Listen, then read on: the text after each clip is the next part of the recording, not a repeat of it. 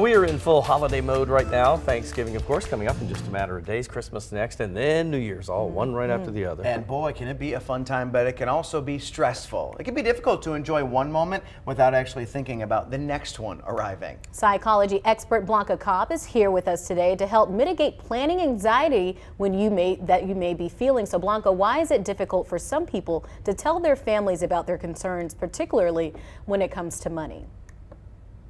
When it comes to money, there's a lot of embarrassment and judgment, particularly when family members might say, well, you spent money on X, so why can't you spend money on Y? Why can't you come see us? Why can't you buy Christmas presents? Or when it comes to visiting, you might feel bad because someone's feelings might be hurt, depending on where you decide to go and how long you decide to stay.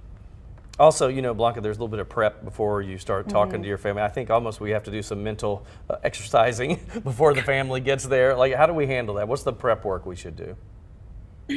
Well, before you start talking to your family about the next holiday, think about what you really want, how you want to spend it, and how it includes you and your family and everybody else in the family. This is about money you're going to spend on gifts, whether you want to draw names, whether you want to buy a gift for everybody, where you want to spend the time.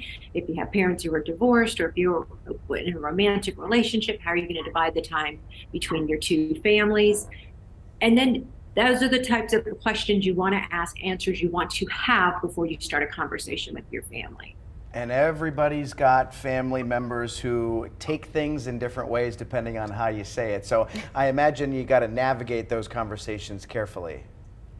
You absolutely do. I say talk to the person who seems to be like in charge, if you will. Their coordinator might be a better word. Say, what are the plans? Tell me how this is going to look.